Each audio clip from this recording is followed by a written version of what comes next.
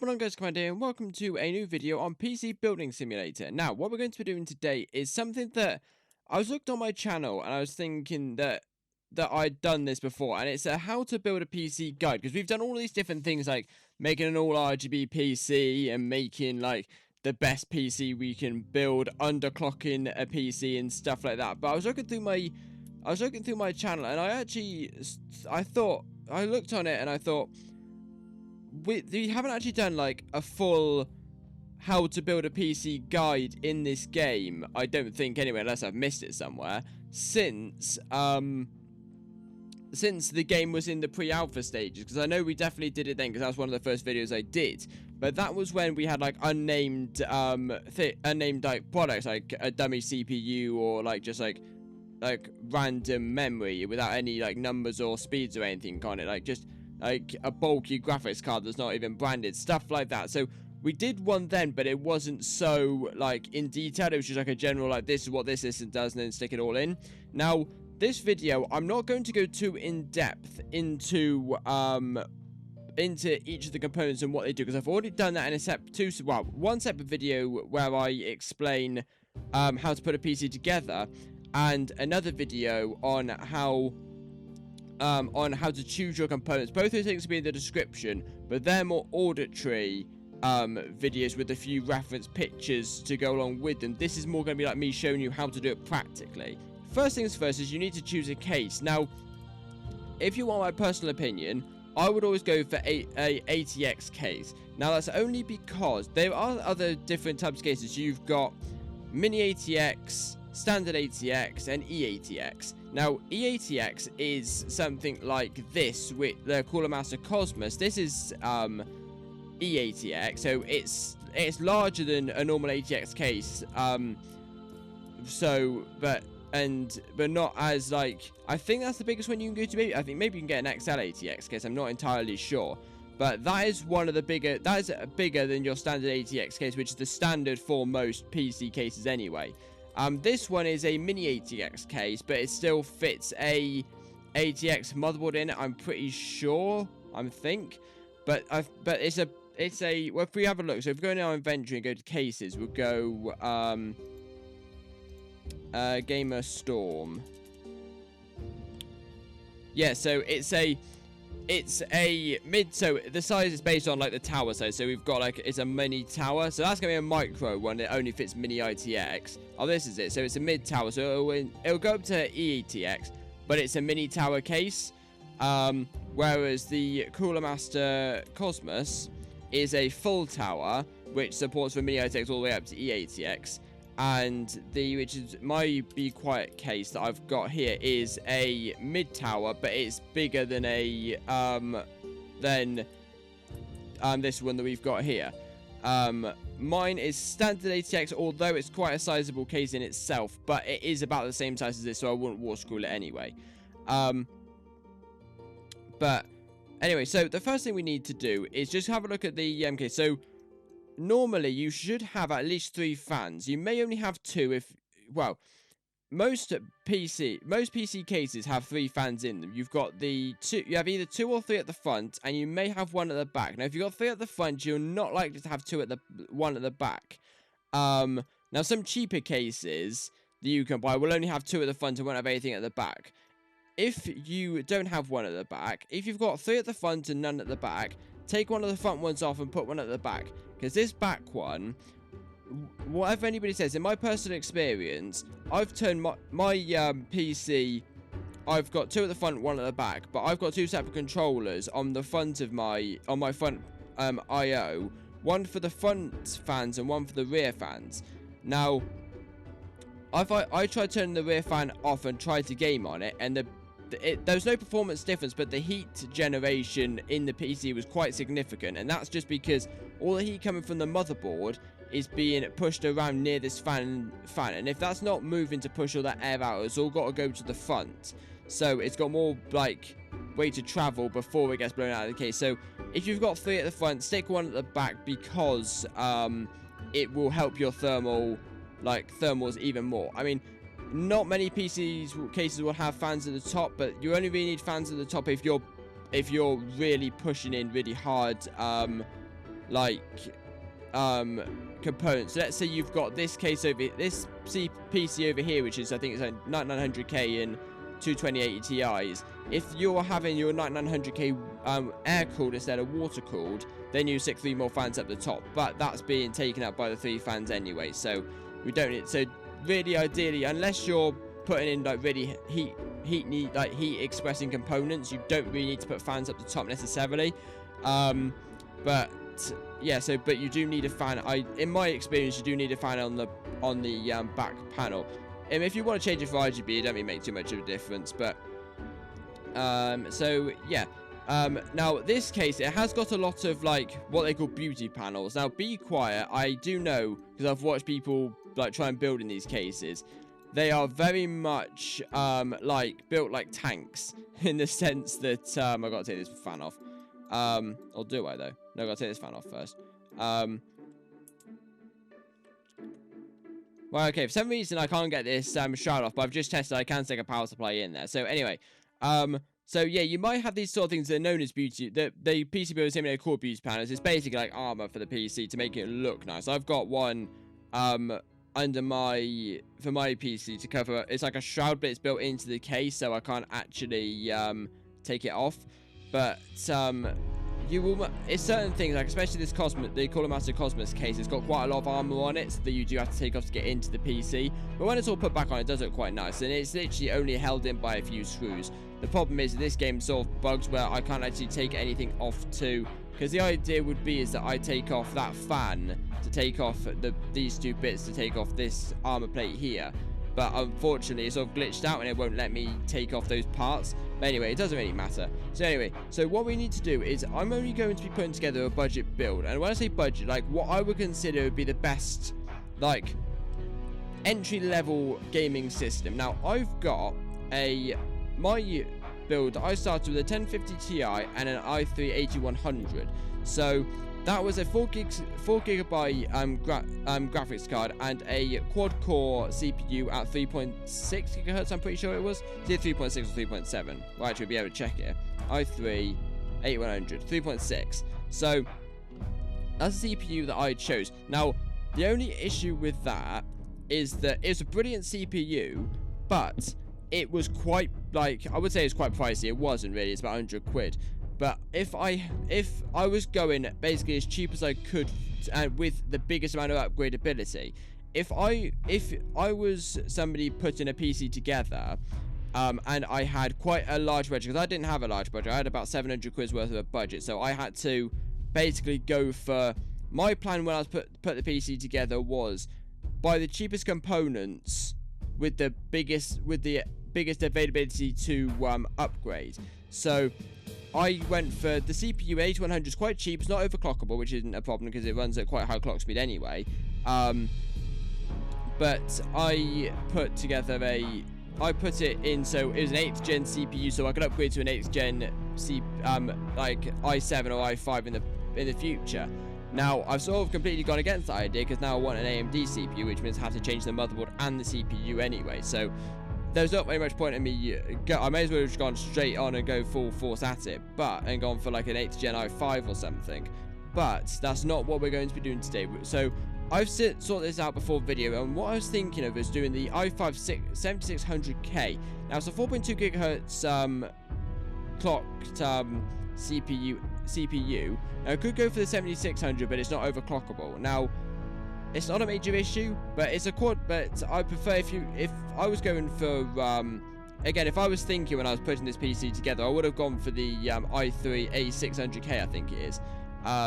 So then I can overclock it if I so much wish. My CPU I can't overclock because it's not a K processor.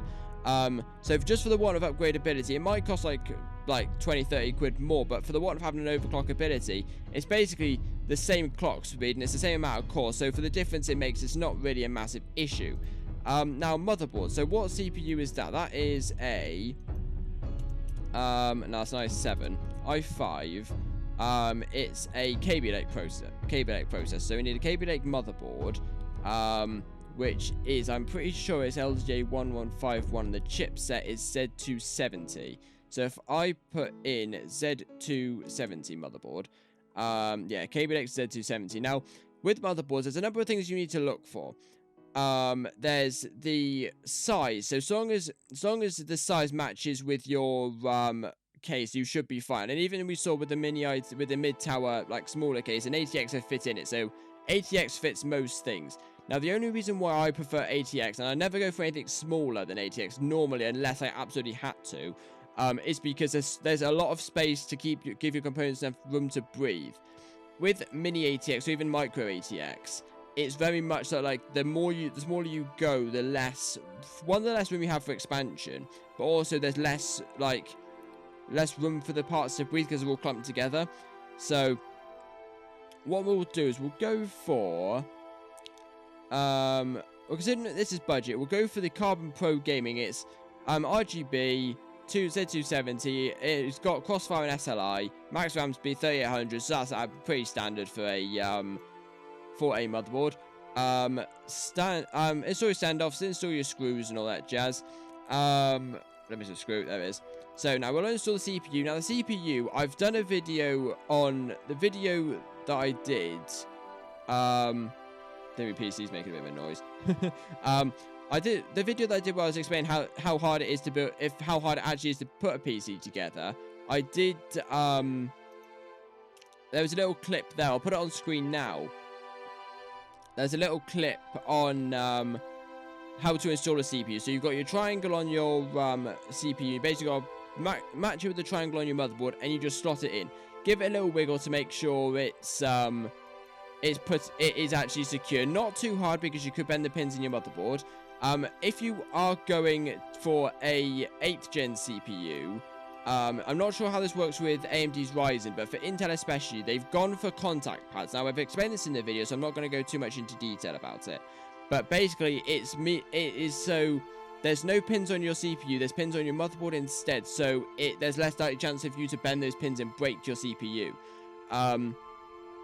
So that's the i5, and give it a little wiggle to ensure that it's in securely. And the next thing you need is thermal paste. Now, thermal paste is basically, it's like a paste basically, but it's on your cooler, whether it's liquid cooler or air cooler. It's basically you have on the bottom of it a metal contact pad, and that evaporates heat between the CPU and the cooler, and takes that heat out and turns it into air and basically disperses it around your case. Now, metal itself cannot transfer heat very easily between, this is what I've been seeing anyway, but cannot transfer heat very quickly, very easily between itself. It takes a while to warm up. So consequently, these two products are then consistently getting really hot. Your CPU's getting really hot because it's got to try and warm up your cooler to allow it to disperse more air out. Now, the problem with that is that your CPU then gets really, really hot, and thermal throttles even quicker. Now, thermal paste, what it does is it basically makes that transfer a lot quicker. I don't know what's in thermal paste to make it work like that, but that's the way it works. Now, most but not all coolers, if you buy a Intel cooler and it's got a stock cooler already in it, it will have pre-applied thermal paste, so you don't need to apply thermal paste, but make sure you check it, because especially water coolers don't have pre-applied thermal paste. So unless, well, a couple of them may do, but I know some of the more higher end ones don't. I know a lot of the higher end air coolers definitely don't have pre-applied thermal paste, so that's the sort of thing you've got to be careful of. CPU cooling, we're just going to go for your standard Arctic Freeze 33. It works LGA 1151, so it works 150mm fan, not a major issue. RAM again, I'm not going to go into too much of the details with the RAM because I've done that in the video beforehand, but nowadays you really ideally need a 16 gigs of RAM standard. It always used to be 8 gigs. Now, if your user is just to watch YouTube, browse the internet, do homework, whatever, 8 gigs of RAM is absolutely fine. Now, I'm going to go Corsair Dominator just because I like Corsair, but I'm going to go for, and also only because these ones, the ADATA ones, 4133 megahertz, but the motherboard only is capable of doing a maximum of 3800, so that'll be capped anyway. So we may as well go for this Corsair Dominator Platinum 7333 megahertz. RAM, because it's literally just shy of the is only just shy of the RAM speed max, so we can overclock it anyway when we get into the BIOS. So it's not a major issue. We can overclock it to its maximum. Now, what we need to do next is install a graphics card. Now, when I was prepping this video, I thought, wow, what's the most basic, like, budget graphics card that we can get, and that would actually be worth it, and it would actually work quite well? And I thought 1050 Ti is what I had, but it wasn't the best. It was good enough for what I wanted, but for a budget gamer, it's not exactly the best. So I thought we'll go for a 1060 6GB. Now, again, I'm not going for the most cheapest game in this game, but what I will do is I will put a list in the description of the total prices based off of the cheapest websites that I can find them on. So I'll use the ASUS ROG Strix 1060 overclock just because I like ASUS. And again, the retail value is like over 1,000, but it's not. This PC will probably be just about like 900 quid to £1,000 maybe. But this graphics card, it's a 6GB graphics card, but it will run most of your games at 1080p. Well, it'll run all your games at 1080p 60 FPS, and you may get some games that are, that you will get at 4K at 60 FPS, maybe, depending on the game that you're running at the time. Now, as far as storage is concerned, I would always recommend, as of recording this video, that everybody has an SSD. And the only reason why I think it's a good idea that everybody has an SSD is because they're faster, they're more reliable, and as far as your operating system is concerned, it boots it up in seconds. I've got a SATA SSD in my PC, and it literally boots up really quickly. I do need to reinstall Windows on it though, because it does take a bit of time to boot up. That's only because I haven't reinstalled Windows in ages. And my laptop is an NVMe SSD, and that boots up even quicker. So we're not going to go for a SATA SSD. We're going to go for a NVMe SSD. Now, the difference being is the only difference being is NVMe is just it needs to be NVMe or M.2. But the thing is with M.2 is that it's a newer technology, and it plugs straight into your motherboard, and it's got no cable, so it direct feeds straight into your motherboard's BIOS. So it is faster, and it does work so much better. Now, I've got 128GB SSD in my PC, but because of how big Windows 10, if that's what you're using, is getting nowadays, you really need 256GB. And you may, if you have 256GB, you may be able to install a couple games on there maybe, so it's only going to be slightly more expensive, but again, it's 150 quid. That's not how much they are retail wise, because that's quite an expensive thing anyway. In here I've got a terabyte SSD in my PC. It's a Western Digital one, and it's a terabyte, and it costs 180, so that's quite expensive considering. So so yeah, so that's the drive bay. I just had to put it in because I took it out while I was playing about with me drive cage, but anyway, so just put in. Okay, so I can't put it in there, so that's useful. I'll take right. So take one of these beauty panels off. I wouldn't normally put it in, but because I can't fit it in there, I'll just stick it in one of these. So let's get our PC parts, and we'll stick a drive cage onto here, screw it in, and just a terabyte hard drive. Ideally nowadays you don't. I mean, if it was me, I wouldn't have a hard drive, but SSDs are still at the price point where they are quite expensive, so you can't run your entire system on solid state. So hard drives, a mechanical hard drive is 30 quid, 40 quid normal retail on Amazon or Scan or eBay or places like that. So ideally you don't really need you can sort of like afford to have a mechanical hard drive, because they do last quite a while. They last a few years, and like give it 3 years, SSDs will come down ridiculously in price. The fact where a terabyte SSD will be the same as a mechanical hard drive price anyway, so it's all right in the grand scheme of things. Now, power supplies for this sort of system, I would go for 650 watt. Now, if you're unsure and you want to double check with your system to see what want to double check with your system on how to on what power supply you need to put in, you basically the best thing that I can recommend you to do is go on PC Part Picker, put in the system, and it'll tell you in a little like area what the power like wattage. Again, I explained this all in the previous video I was saying about choosing components. It'll tell you how much power that will use. Now, you don't want to match that. You want it to go at least. Now, my recommendation, I would go 200 watts, at least 200 watts above what the match actually is. So if it's 300 watt, go for 500 watt. If it's 200 watt, go for 400 watts at least. So we'll install it. 4 screws along the back. I have just noticed that a lot of the stuff I haven't actually talked about how to install it. What I will do is I'll put, as I've installed them and I'm talking about them, I will put, I've probably already done it, but put a video on the screen about like how you install it. Because like it's like for the RAM and the cooler and the graphics card, it's just a case of just starting into one slot. Again, I've talked about this all before. Now, cabling. There's a number of different cables that you need when installing a CPU. Now, when installing your power supply and cabling it all up. Now, looking at this, you think, Christ, that's an awful lot of cables that you need to install. In order for it to work. It's not. There's only I think I can count like 4 or 5 cables that actually need to go into the power supply itself. The rest of it goes into the motherboard.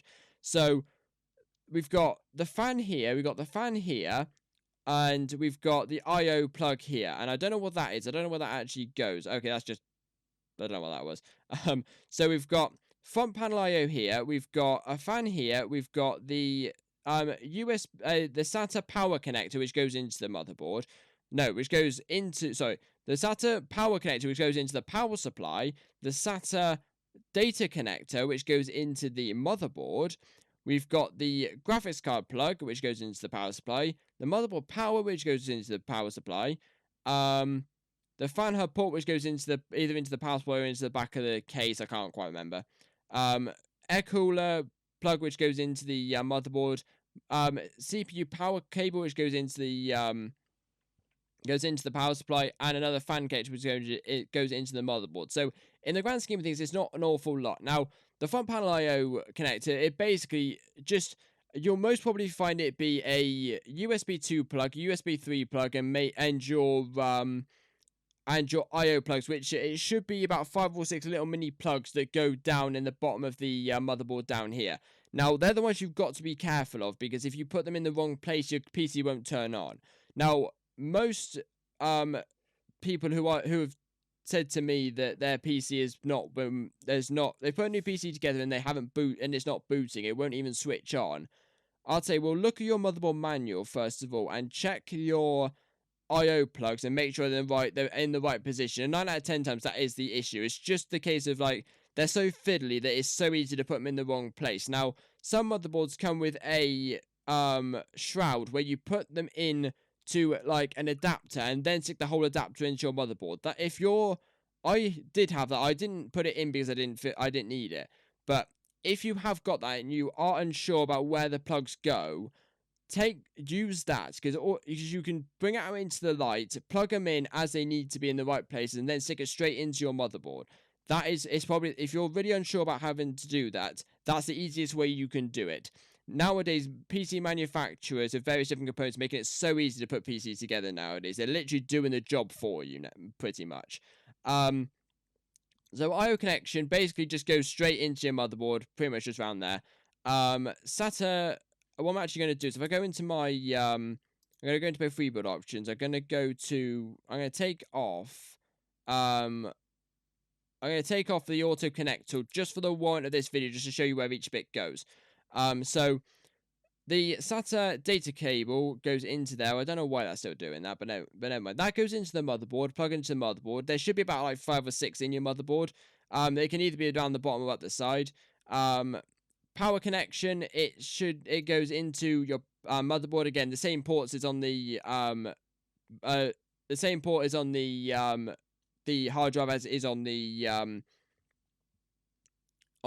power supply. Again, this plugs the power connector for your graphics card plugs straight into your motherboard. Your fan hub, again, plugs into your case just down there. It might be like over here or up there. It depends on where it actually is and the motherboard that you've got. Air cooler goes straight into the motherboard right there, and this is basically just a cable that goes from the power supply up to the CPU to give the CPU power. And again, this is just a fan, goes straight into one of the ports. That one goes there, and then that one go up there. Power motherboard power connection just goes straight in from the motherboard, and that is as simple as that. And that is that pretty much installed just like that. So what we're going to do now is, if I just go to remove and just close that off, I'm going to stick in this USB drive, and now we're going to look about installing Windows 10. So what I'm going to do is I'm going to click and I click the power button, and it should hopefully switch on.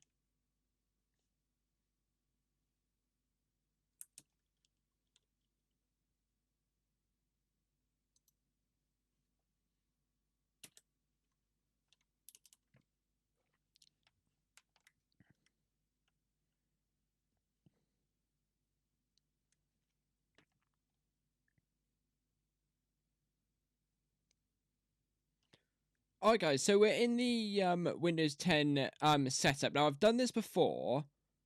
I know I've done this before, but the thing is with what we did before was, like, I was part of an experiment. So what I'm going to do is I'm going to do it, like, just, like, step by step.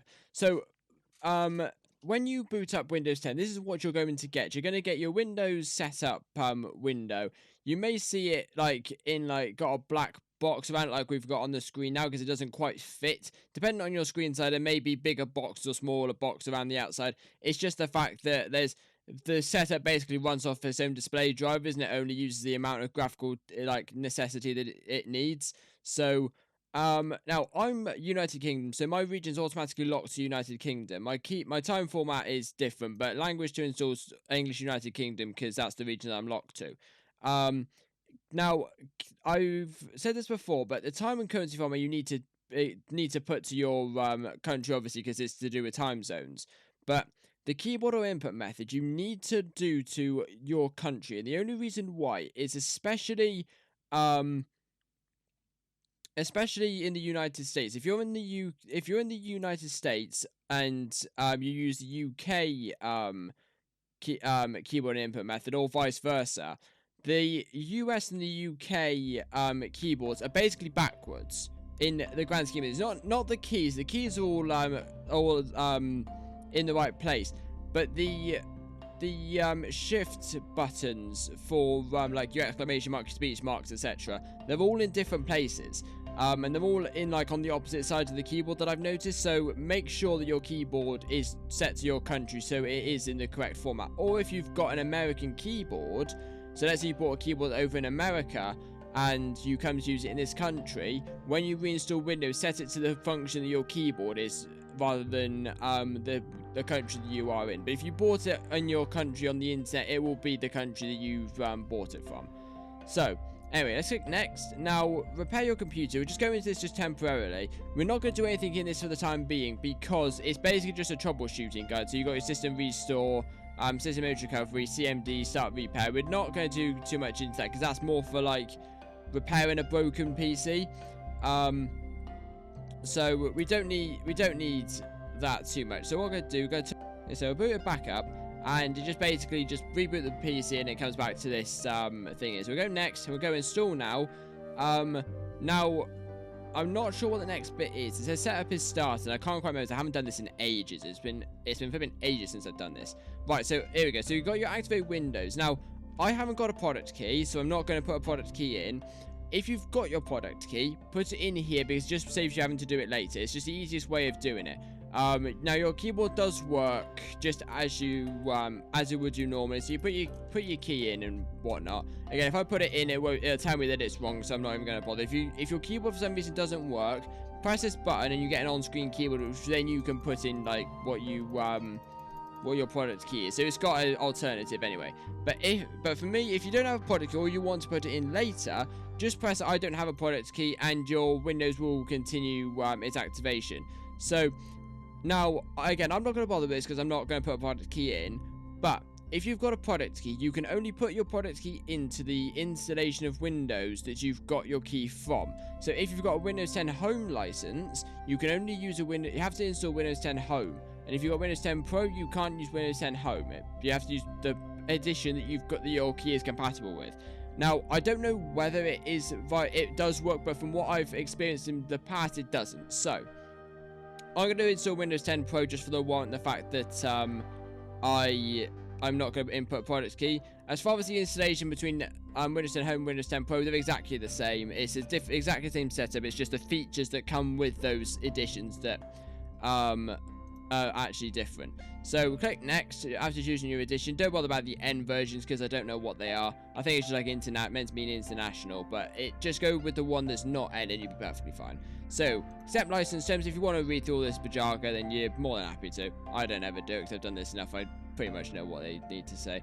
Now you get two options. Upgrade. So install Windows and keep the file settings and applications. The file settings and applications are moved to Windows with this option. This option is only available when supported versions of Windows already run on this computer. Now, because there's no version of Windows on this computer already at all, you don't bother doing. You can't do that anyway. If you want to reinstall your system and keep all your files, then you can use that. But if you want to reinstall Windows completely, you ideally need to go for this because it wipes the drive clean completely. So, but that's for another time. So anyway, so what you want is you want to go to a custom Windows install. If you've got two separate partitions, I don't know why it's not showing up at the SSD and it's only showing us 127 gigabytes, which is a bit weird, never mind. But if you've got two partitions, like we've got a terabyte hard drive and a SSD and a 256 gig SSD, you'll have the two here. Now what you basically got to do is you've got to decipher which one's which. Now normally, maybe it's because I'm doing this a bit in PC Building Simulator, but basically what you've got to do is look at the ones. Now it would be exactly the same as the as how big your drive is. It might be slightly less, slightly more, I don't know, depends on how much. It won't be more, it'll be slightly less, but you just got to look out for the one that's the one that's the same size as your SSD. Now this is the reason why I say that you don't really want a terabyte SSD and a terabyte mechanical drive, because you don't know the difference between them. And especially when we get into the Windows 10 setup, it's really hard to decipher the difference between them. It's almost impossible, especially if they're the same size. So you don't want to do that. So that's why you need to have your operating system storage drive a different space size, even if it's 500 gigabytes. You need to have it different to the rest of your drives, because otherwise you're not going to be able to recognize them. So anyway, what you need to do is you need to click, if you've got a partition, so if I just make, I can't extend the partition, but if you've got, let's say, two separate drives and you've only got one, let's say you got one hard drive and it's partitioned into two, just just go through all of them one by one and click delete. The ones you can't click delete, just go to the next one in the list, and it'll eventually turn it into one of these, which is the whole drive. Again, if you've got two drives, it'll show two separate things, so you can't merge them into one anyway. So once you've selected your drive and you click next, and it should start the installation after that, I think. I'm pretty sure. Unless it goes and just collects some information for a bit longer. I'm not entirely sure. Again, I haven't done this installation in so long. I'm normally quite... Here we go. So we're installing Windows. So it copies files, get ready for installation, installs the stuff, and then does whatever. So I'm going to put this on fast forward just because this does take a bit of time. So I'm going to... I'll fast forward this and go do something else, and then I'll be back once it's finished.